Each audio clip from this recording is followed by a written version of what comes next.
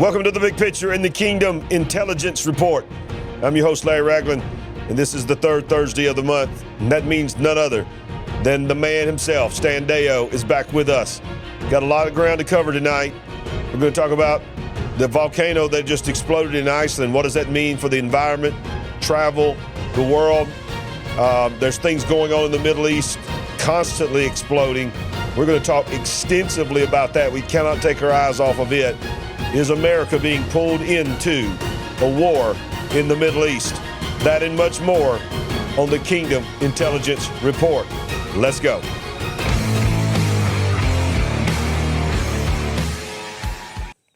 Well, I tell you what, I'm your host, Larry Ragland. I'm excited because I love when we bring Stan Deyo on. And, of course, Stan is one of four great men of God that are here every Thursday night at 7 p.m. Central Time on the Kingdom Intelligence Report right here in the Big Picture. You know, each and every one of these four men, they are legendary on YouTube and in the communities that they live in. Paul Begley, Ricky Scaparo of End Time Headlines. Stan Deyo is with us tonight. Pastor Mark Carell, pastor from Birmingham, Alabama, and has been to Israel. I don't even know how many times. He's an expert on Israel as well. And they join us every Thursday night. And tonight is Stan Deyo. So we welcome to the program once again none other than Stan Deyo. And as usual, the crowd goes wild for Mr. Deyo. Yeah, AI is wonderful. Yes, sir.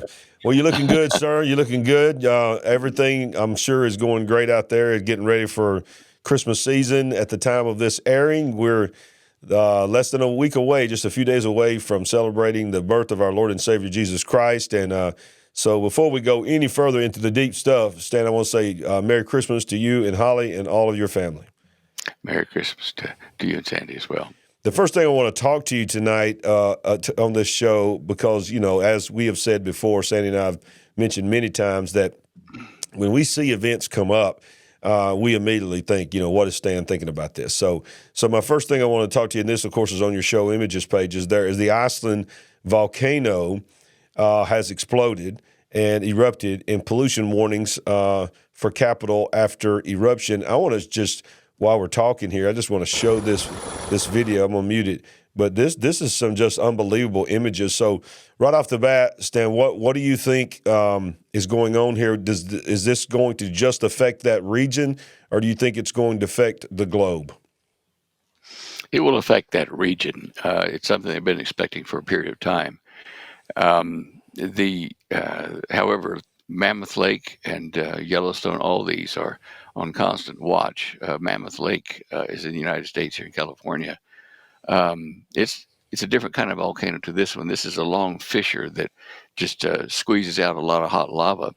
And how would you like to be in the town of Reykjavik there, Grindavik, which is a coastal fishing town 2.5 miles from the edge of that big flow of lava? Wow. I mean, it's burning everything it touches to a crisp. And so they've evacuated 4,000 people to get it out of the way. 100 to 200 cubic meters per second is how that thing is moving, and that's fast. That's fast. Yeah, and I guarantee you, boy, it's going to make a mess of their area. It's not something that they have were surprised by. They've been expecting it. I've seen other earthquakes in Iceland around the southern tip as well. Now, when they watch the earthquakes, that tells them basically when they get a concentrated number of them where the eruption is going to be. Look at the picture in slide 46. Slide 46, okay. Let me see here. Yeah. Slide 46. All right, here we go. Pick the picture here. All right. Yeah, okay. Now, we're going to go to this site in a second, but what this picture is showing is a 3D box around that part of Iceland where the eruption is taking place. And underneath it, those white dots are all earthquakes that they suddenly started monitoring, telling them it's coming. Wow. Now, if you click on the text of slide 46, that'll take us to the thing where you can actually move it yourself. You see what I'm talking about? Okay. It's loading the model now, and you can reach up there with your mouse when it comes up and grab onto it and just move it. Oh, okay. Okay, yeah. Wow. It gives you a really good idea of what's under the ground and what's happening above. Oh, my goodness. Every one of those white dots is an earthquake that they've registered. Yep. Wow. How far back are they measuring that? I don't know whether the article tells us. I think it's between October 10th and November 19th. Okay. Wow, that's incredible. So yeah, All right. they've been talking about that coming, and then of course it has come to fruition. And of course this morning, at the time of this recording, they were talking about on the news that it was already disrupting flights, and that they were diverting flights and so forth like that. So I don't know how long that will go on with ash or whatever that's in the atmosphere. But you're saying on a local, in the near future, it's basically going to be an isolated effect there in that region. Reasonably, isolated to that region. Of course, the airborne ash will affect air traffic over the region and to the east, of that region. The ash poses a problem for the jet turbines, and so they have to fly around it or cancel flights, etc. So it does affect other areas in that respect. It's one of several volcanic sites on the planet that are active now. And I think we're going to see more activity in earthquakes and volcanoes because of the sun itself. I've been warning about this. And on the 14th of this month, we had a double coronal mass ejection. One came out, and as it left, it was there. And then another one came out to catch up with it. So we're going to have an X 2.8 or 3 CME from it. And everybody waited, satellites waited, and it disappeared. We don't know where it went. How about that? Yeah. So, it goes to CME. It was the first time I've ever seen that. But these CMEs are a result of magnetic ropes inside the surface of the sun twisting and throwing out, big loops that break, and then they come at us if they're pointing our direction. This is increasing effects on our magnetic field. It goes in through the polar regions, and you get these exotic, really beautiful polar lights, both north and south, mainly in the north, because of these highly activated particles coming from the sun. These things of the various elements get excited. 1 or 2 levels of electron excitement, and they change the color of what they're emitting. And so it's been making some very rainbowy type bursts of polar lights, I guess is the easiest way. As far down as Colorado, we've seen them. So that's wow, that's magnificent. And again, being caused by solar activity. Well, I know that we were in the house getting ready one night this week, and all of a sudden we have Verizon home internet. It just went out. Our phone internets went out. We had no data on any of the Verizon phones, and I used another hotspot to get online, and it was a massive Verizon issue, and multiple people were saying online that it was due to something with the sun, and some kind of magnetic wave had hit, and it was directly affecting Verizon systems. I don't know if you heard that. So it's beginning to happen. No, I didn't hear that exactly on Verizon, but that does explain the missing CME. When you have a smoke ring, is what it amounts to, of charged particles coming from the sun, and another one comes in behind it. How they combine into a common thing is, a variable.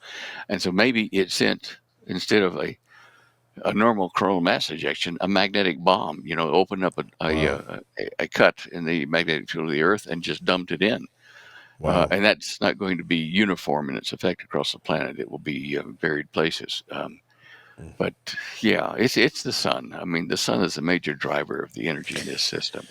Well, Stan, I want to ask you one more question on this subject, on the sun and different things affecting the magnetic field, and then I want to really dive deep into Israel and the things that are going on. But I don't know if you've heard about this movie. I've done an extensive, detailed information on this movie that has just come out on Netflix called Leave the World Behind. And this movie is obviously supposed to be fiction, but it's got a lot of people's attention because it's talking about a CME attack against America and how it knocks out the internet, knocks out the GPS system, sets America into chaos.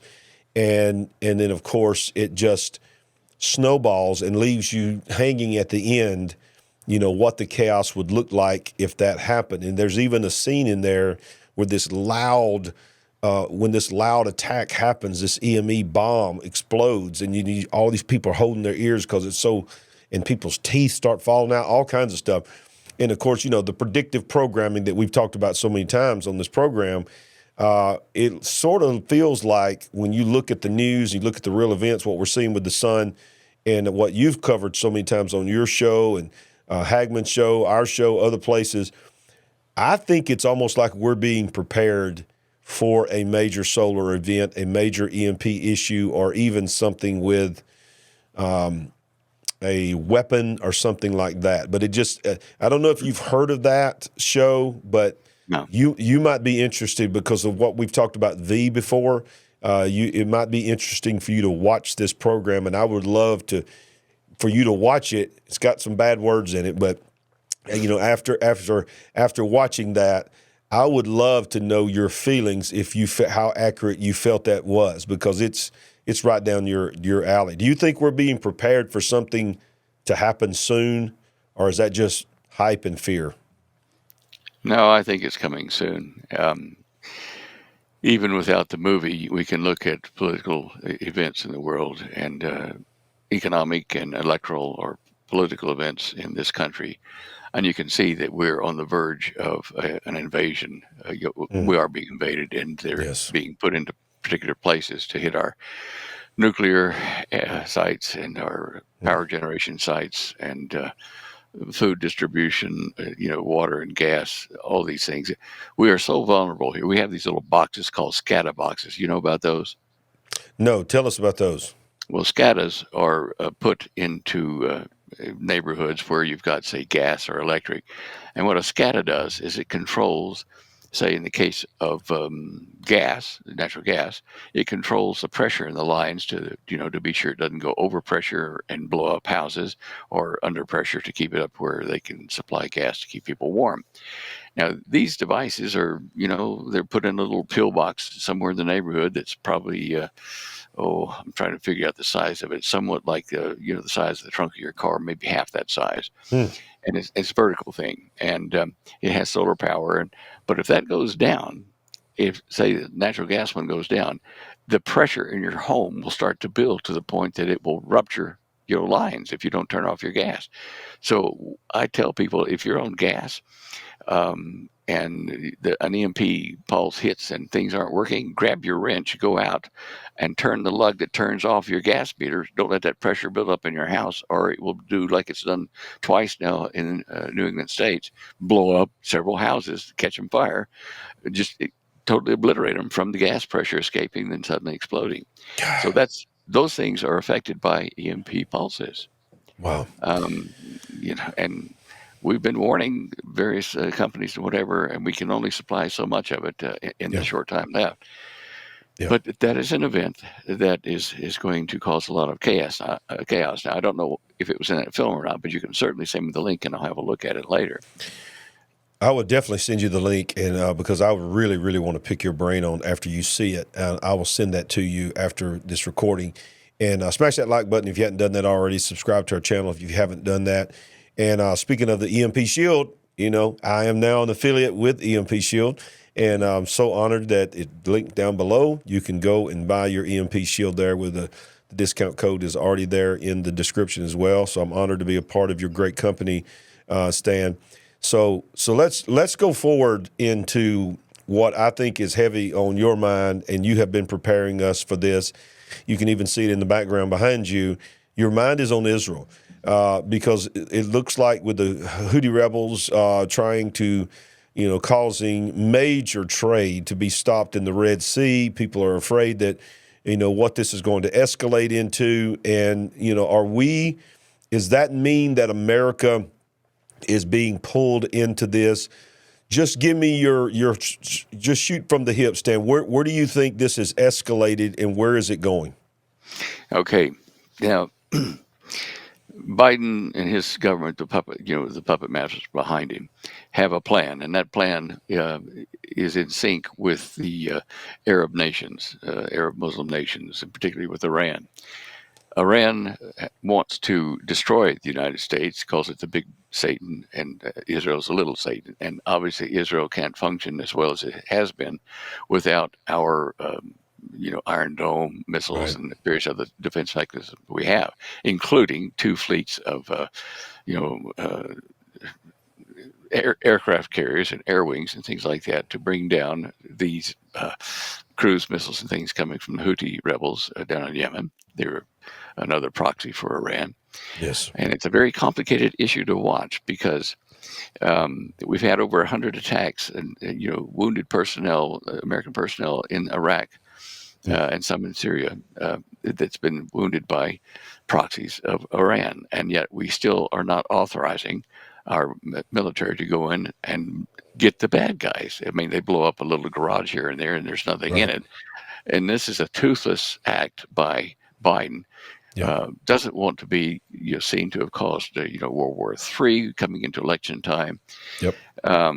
So and of course I'm not even sure he's aware that there's this Right. potential. I mean his cognitive abilities are rather limited. But anyway, Right. the Red Sea, about 17% of the world's economy goes through that area. And the Red Sea is where the Houthis are shooting all those drones and cruise missiles they can get their hands on because Iran's been making them now. Yeah. And these drones that Iran are making are just copies of our own drones that we've had probably for 10 years. So we're stationed over there shooting these things down, but we're not at war.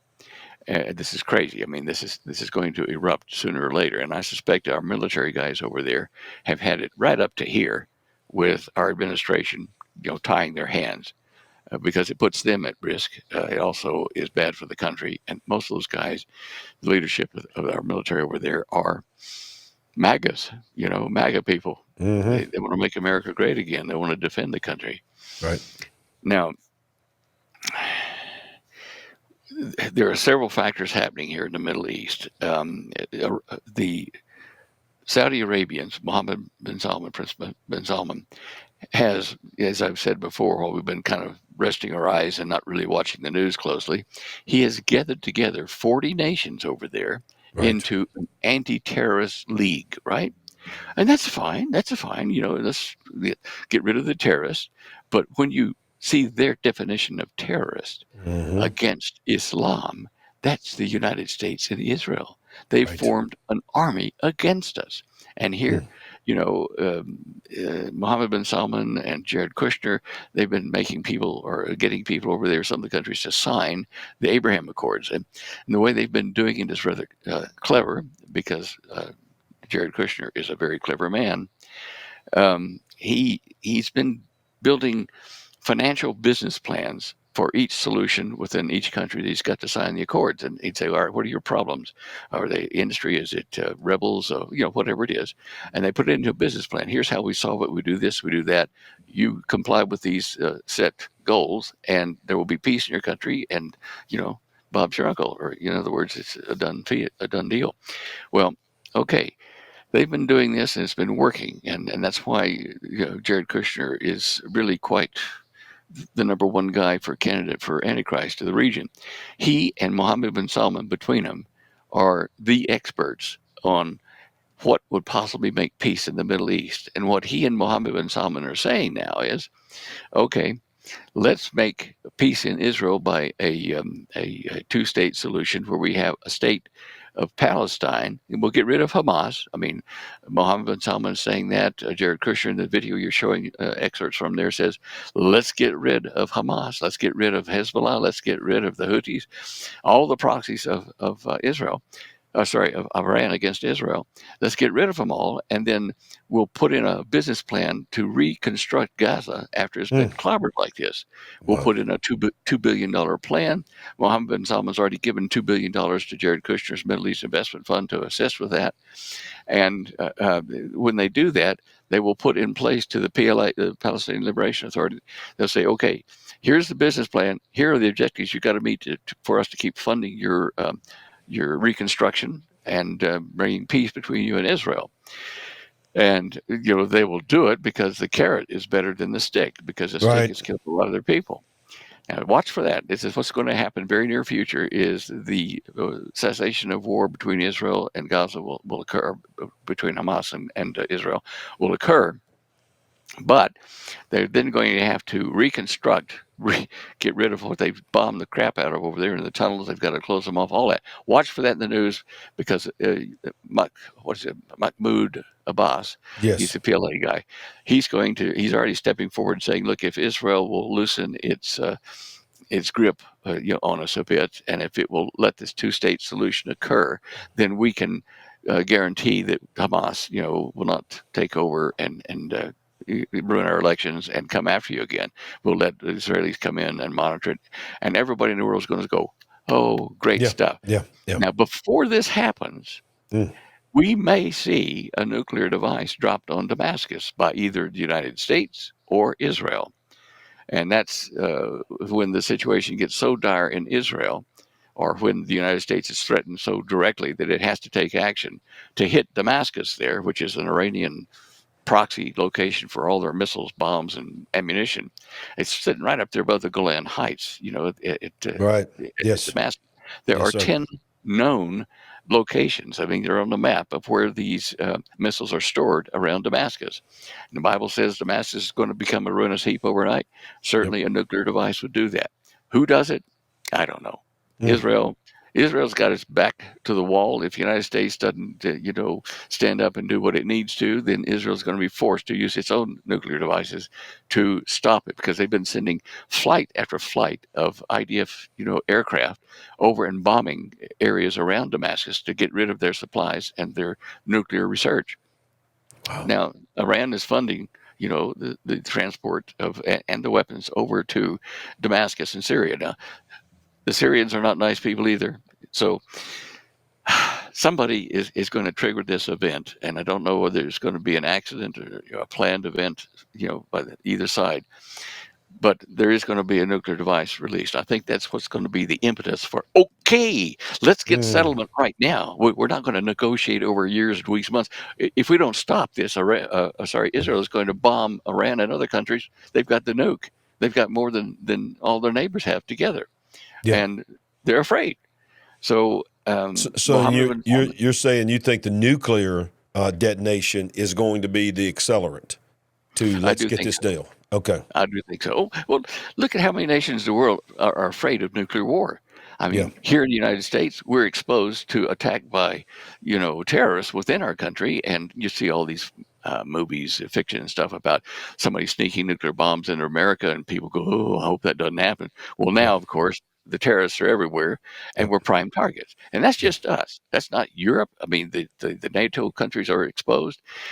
So all of this is going to worry the entire planet, and Jerusalem will become a burdensome stone, just Mm. like the Bible says, around Absolutely. the people's necks and the countries of the world. So this is what we've got to watch, and the key players are MBS, Mohammed bin Salman, and Hmm. Jared Kushner. There on my show images page, which you've been showing links to, there are several articles. You've clicked a link on them, and right now the Minister of Defense for Saudi Arabia, who has a long name, I forget what it is. Anyway, he's in slide 49. Okay. He is using his ability to influence Israel into the peace agreement with Gaza immediately, using the price of oil and various other things that the Saudis have control over. Now, the Saudis, the Chinese, and the Russians have all gotten together and agreed to limit the supply of oil to the world, which is driving oil prices up. And for the United States, that's the death knell, because oil is the lifeblood of running this country. There are just so many things in this picture, the Middle East, that affect the world. Human activity, and of course, then the solar activity we've been talking about. Yeah. And the sun has been, yeah, there you go, that how Saudi Arabia could use its leverage in Gaza. So the Saudis, they're the elephant in the room over there. Right. They're in control, and that's Mohammed bin Salman, which brings me back again to potential candidates for Antichrist and false prophet, Yes. Mohammed bin Yes. Salman. You know, and you can't help but see it.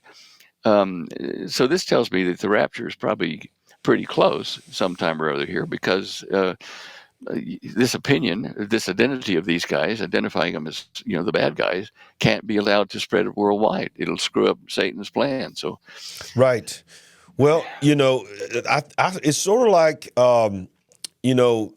Mohammed bin Salman. He is so powerful, and he wants to be this figure, but I think he's sort of liking that nobody's talking about him right now. It's like he's just sort of working secret deals behind the scenes. Everybody's talking about Gaza. They're talking about Hezbollah. They're talking about Iran. They're really not talking about Saudi Arabia. But what you're saying is really the main player in the moving and shaking of all of this is Saudi Arabia. And yeah, are they trying to be stealth until a coming moment where they're going to come out on the scene? Because even people, when you watch even people that are alternate news, nobody's talking about Saudi Arabia right now. is that right? Yeah. Yeah, But I don't know why. you're the main one. And you're telling everybody, don't take your eyes off of Saudi Arabia. Let's not forget, all that happened to our country back in 2001 in Saudi Arabia and all this. But Yeah. but you're saying the one that, nobody's really hardly talking about is the one that's the key player here. Yeah, he's very quiet about what he says publicly, but his defense minister and Jared Kushner and him, they get together, and right now Jared Kushner's been over in Qatar meeting with the Gaza people, or with the Hamas people, sorry, and he's got his finger on the pulse of what's causing the problem. They're over there negotiating how this peace treaty is going to work, and Israel's going to have to comply with it at some point. Being forced to because of its dependence on support from the United States and its relationship to Saudi Arabia, which is so big and on their doorstep there. It'll be a compromise, and it'll be a bad one. But The interesting thing to me in all this is the constant of Jared Kushner. I mean, it's like, okay, Donald Trump is not the president. He may become the president again, and I see one of the things on your show images page here that's just fascinating.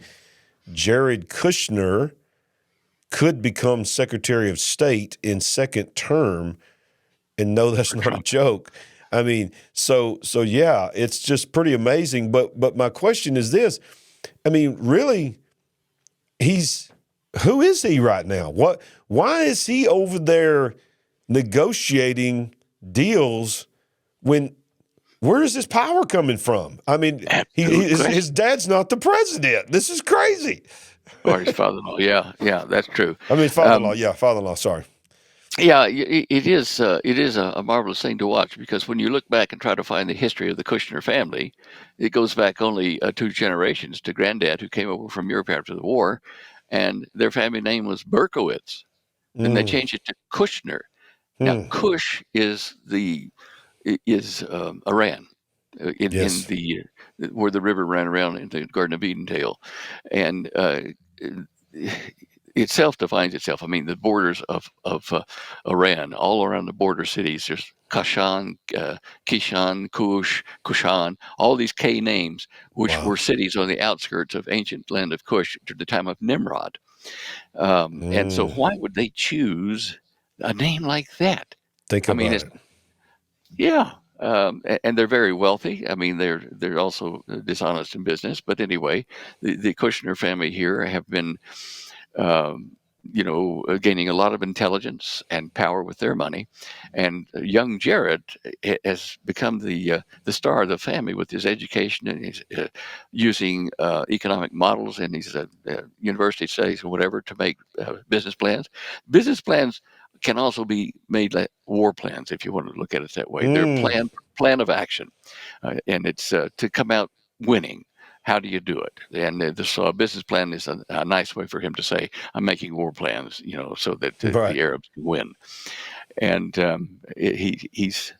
look, if you see that video on that you put the slides up from on slide 52, if you click on the text, it goes to the video. It's too long to watch now, but it is worth watching, and you'll see what I'm saying. You'll go, "Wow, this young man's got it all together." Sorry. Yeah.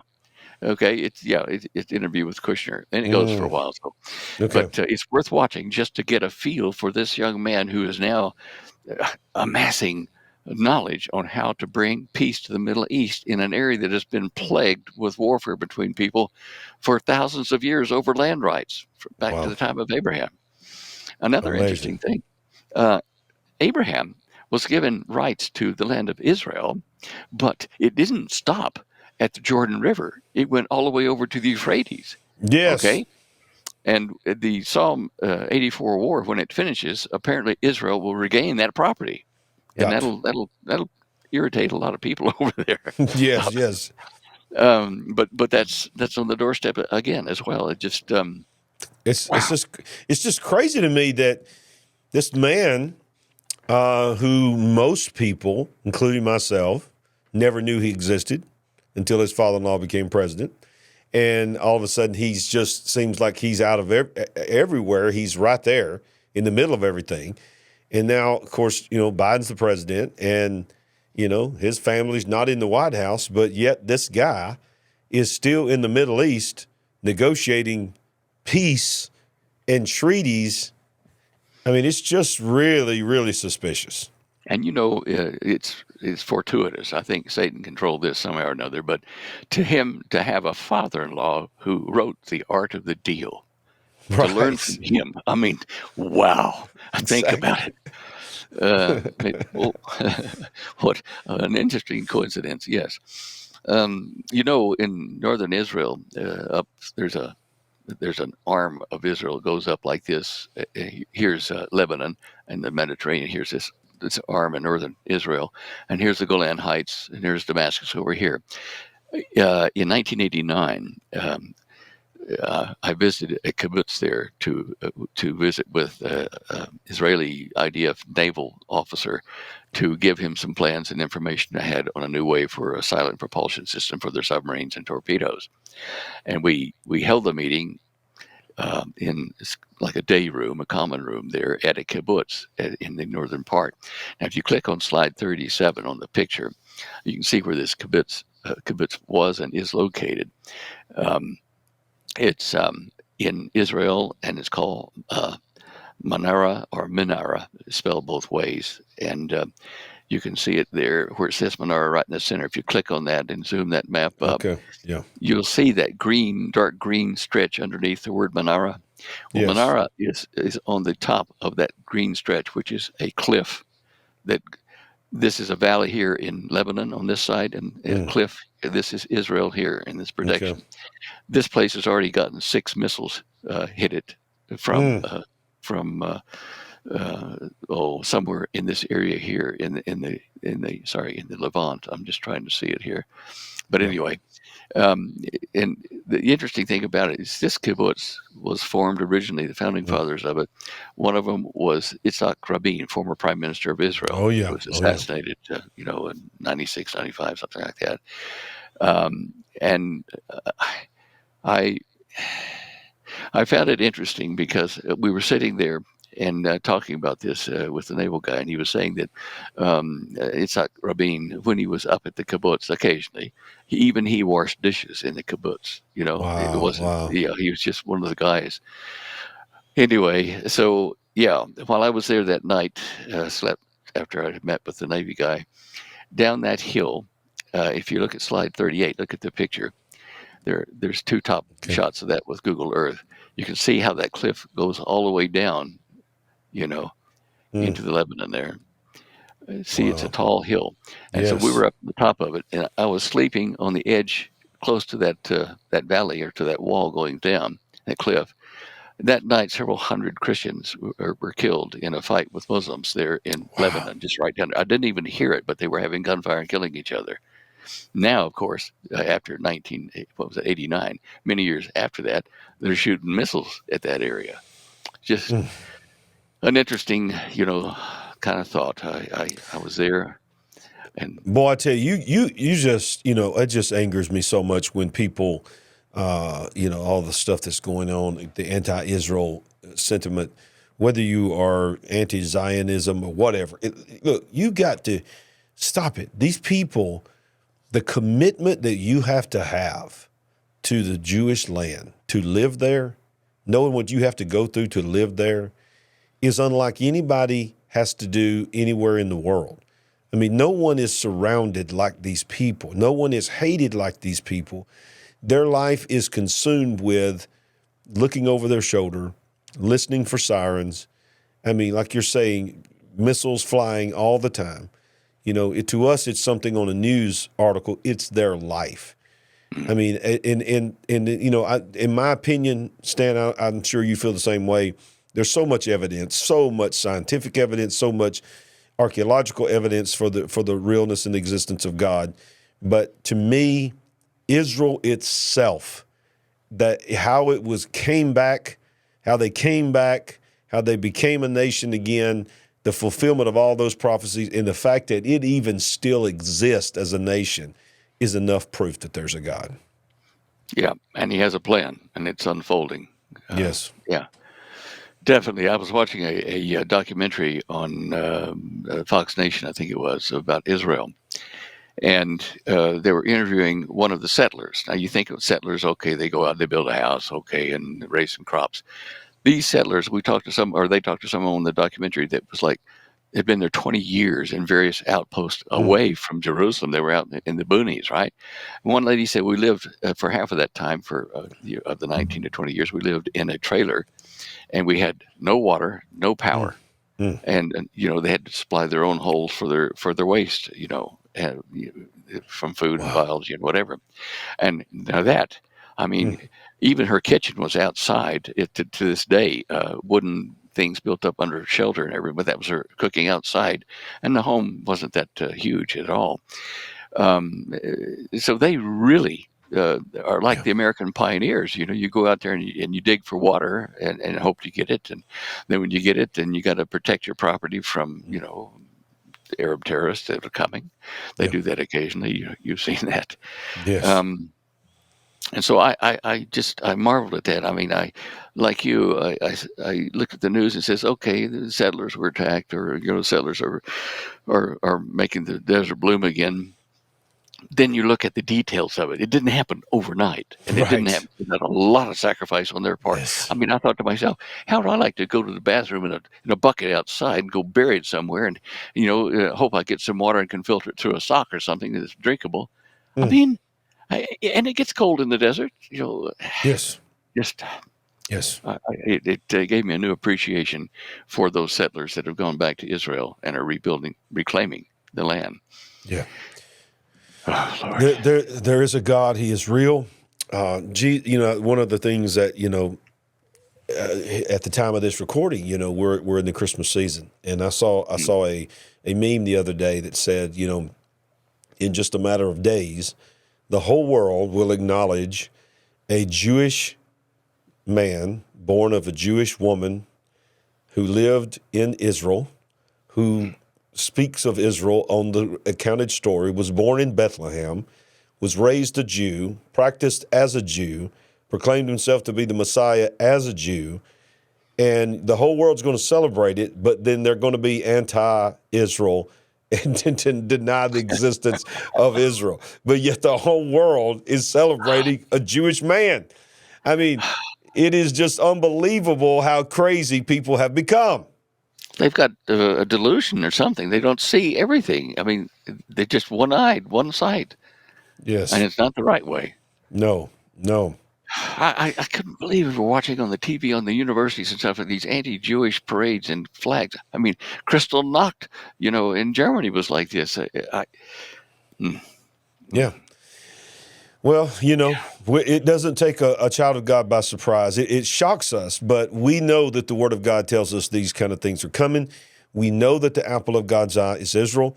No, we're not saying everything that Israel's ever done as a nation has been correct, perfect, and godly. Neither is our nation, neither has any nation.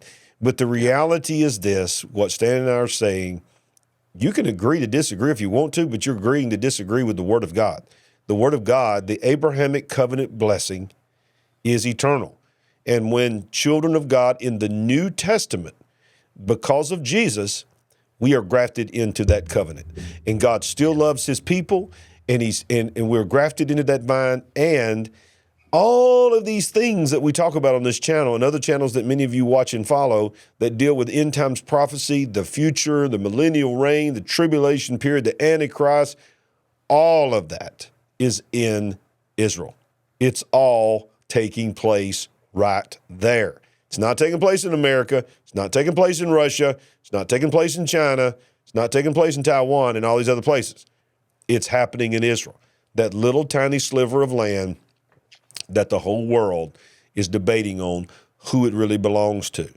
Well, if you're a reader of the Word of God, there's no debate about it. We know, you said it earlier, we're talking about just the map that was drawn out by the United Nations, and even depending on what map you look at, it's even smaller than what Israel claims. But when you look at the biblical terms, if they were to really take what God gave them, it's basically the Middle East. But they're happy to just live in peace with the little sliver of land that they've got. But their enemies are not happy with that. But Stan, as we wind the show down, we're also winding down a year. And, we're getting ready to go into 2024. It's hard to believe that this year is already come and gone.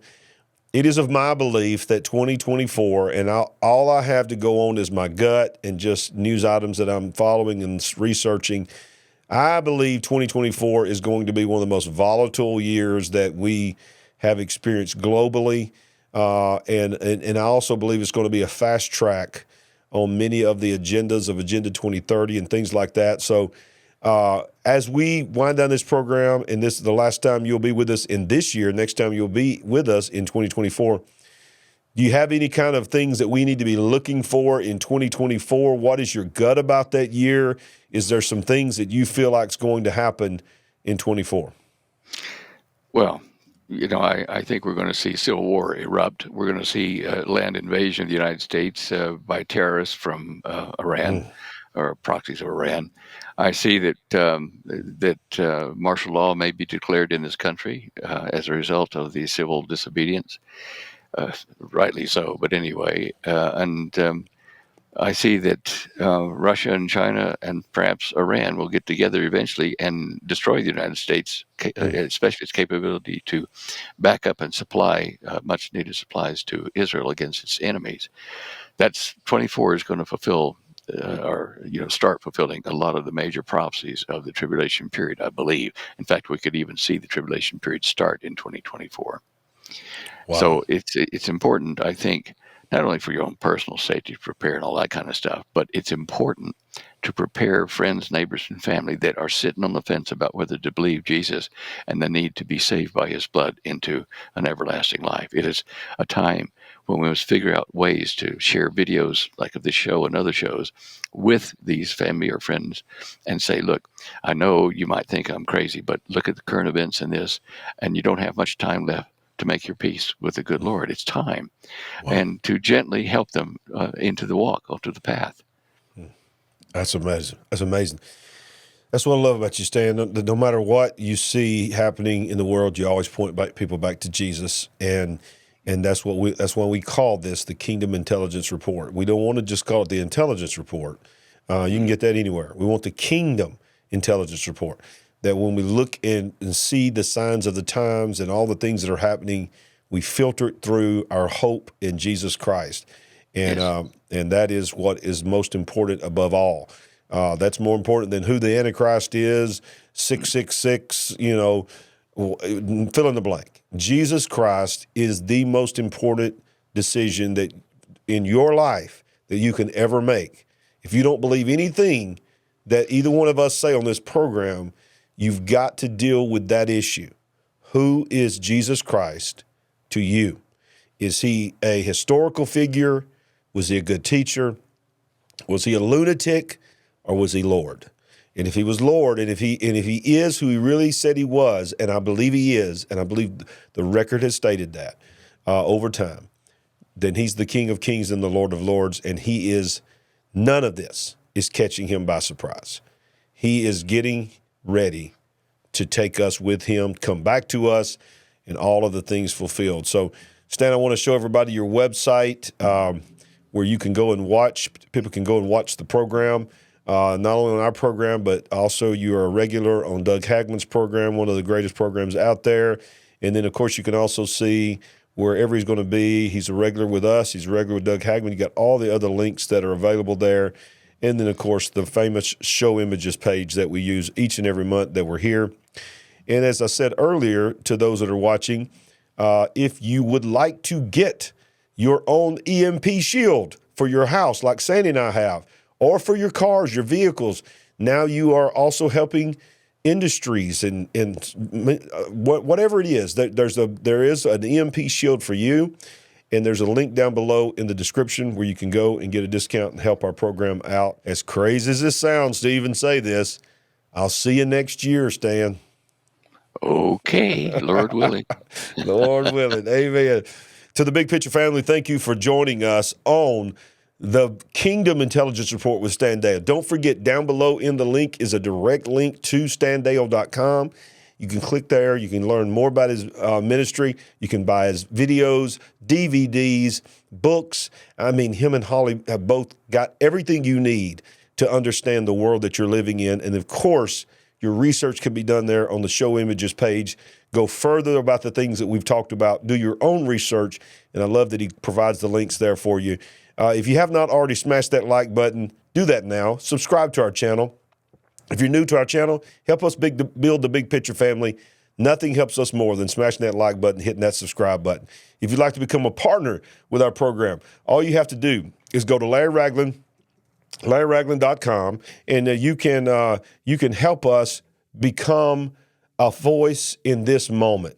We appreciate everybody. Merry Christmas from Sandy and I, and we'll see you on another episode of The Big Picture, whether it be Bible study, Kingdom Intelligence Report, or a Monday night Big Picture Live, or breaking news when it happens. And we want to remind you that we ain't woke, but we are certainly awake. God bless.